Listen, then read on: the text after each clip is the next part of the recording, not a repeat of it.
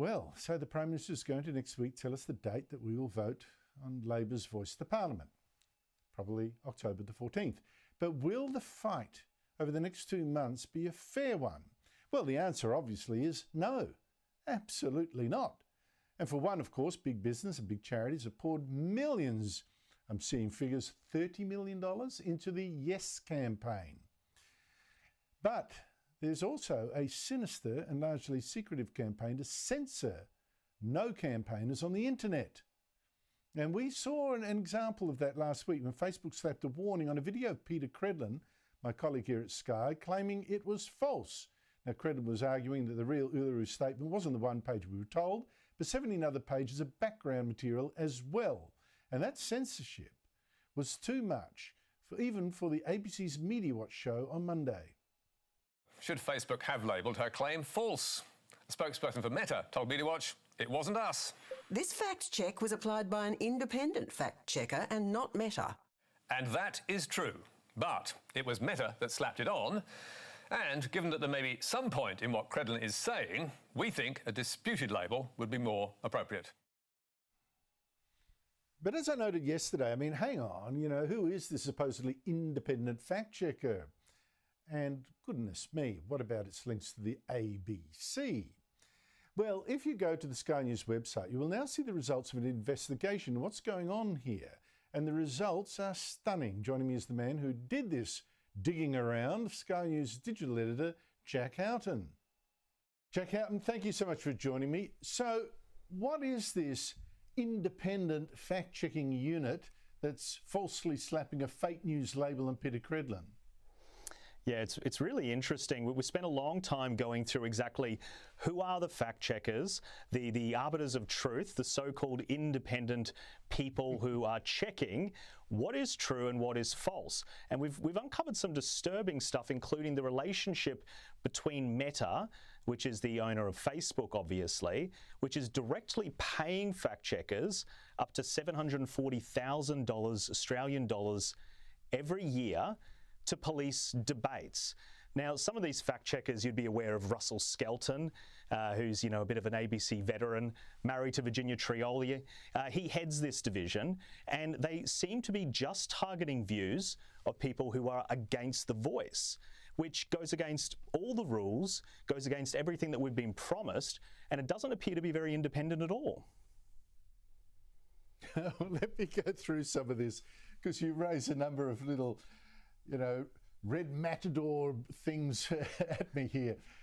Right, now this fact-checking unit, it's based at RMIT, part funded by the ABC, headed by Russell Skelton, as you say, a former colleague of mine from the left-wing Age newspaper, so I know him quite well.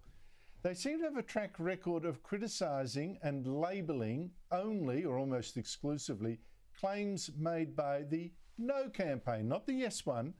Now, what sort of evidence do you have for that figure, for that impression? Well, there was a period of time between May and June where we analysed 17 checks that they did. And all of the 17 voice checks were checking semantics or slight verbal missteps or, just comments from people that don't want the voice to go ahead. And so we've made the point in the investigation that there was plenty of stuff on the yes side that could have been fact-checked. For example, this slogan that you will always hear Anthony Albanese and Linda Burney talking about, which is, if it's legislated, you'll just be able to get rid of it with a stroke of a pen, which ignores the complexities of our political system. It ignores the fact you would need the lower house and the upper house to pass it. It's a lot more complex than a stroke of a pen, but those kind of semantics don't get fact-checked. You could just do it, but they don't, and it shows that their scope is entirely on one side of the debate. Now, there is a body called the International Fact-Checking Network, which is supposed to be policing this operation because Facebook has wiped their hands with it. They say, we don't want to police it. We're outsourcing it to a third party. It's all adjudicated by the IFCN, but this body has a rule. It says it's too 2.2 of their Code of Principles, it says you cannot unduly police one side of a debate. Well, that's what's happening here. But when we pointed this out to the IFCN, they said, well, we don't care. We're not going to tell them how to follow the rule. And what that tells me is this entire ecosystem that Mark Zuckerberg, the Meta founder, has set up, it's not working the way that they have told the public it works. So it's not just Australia. Yes, it's particularly egregious for us here in Australia because this is our referendum. And right now it is being influenced by a foreign-funded bid to influence the referendum. And that's egregious. It doesn't matter what side of the debate you sit on. You have an American company which is sending payments from an Irish subsidiary to academics who I would argue are more activists. One of them actually tweeted out that Peter Dutton was a fear-mongering racist. These people are not objective, and they're being paid specifically to influence the national debate. In this case, it's probably working a bit, and the referendum probably is being influenced. Yeah, like I say, I know Russell Skelton, who's the head of this unit, has that employee that was saying that about Peter Dutton. Doesn't surprise me that there's this bias. I think Russell will be put up his hand to admit to being left-wing. He's married, as you say, to the very left-wing ABC presenter Virginia Trioli. His staff include the people, one of the people you mentioned. And the other thing about it is his organisation also gets funded for one arm of its work by the very pro-voice ABC as well. Now, what's that money for? Yeah, well, it's quite a complex setup. So there is this investigation pretty much solely pertains to RMIT Fact Lab, which is different to the RMIT ABC fact-checking operation. However, the ABC does have that relationship with RMIT.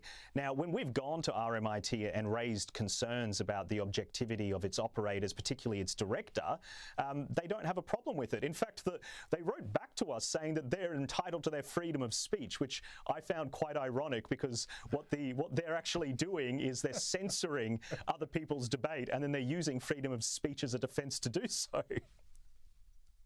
What a clown show, you know, acting like God and all this, when you actually know. It's like that scene in Wizard of Oz. You pull back the curtain and you see the funny little chap who's actually playing God there. What else should we know about this Fact Lab and how it's policing the No campaign? Well, what you should know is that when people are coming out and they're claiming to be objective and they're claiming to have a code of principles, it doesn't matter if they're not adhered to. If we have the head of a very powerful organisation and a very opaque organisation, I would argue, the International Fact-Checking Network, and their job is to certify organisations, and then when we're bringing to them complaints such as, well, how can somebody who says that our opposition leader is a fear-mongering racist, how can that person fact-check on those issues? And they don't have an issue with that. The entire operation is a sham. So it's all very well to have your credentials and say we've got a code of principle and everyone's impartial, but if you don't enforce it, it is not worth the paper that it's written on. Well, Jackie, your piece really blows the lid on this idea that these fact checkers are, you know, godlike people stroking their beard, very serious. Only the facts, ma'am. Really have a look at these characters.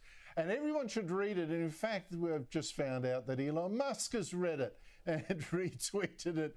So I think it's going to have a worldwide attention. Good on you. Thank you so much for your time, Jack Houghton. Thanks for having me, Andrew.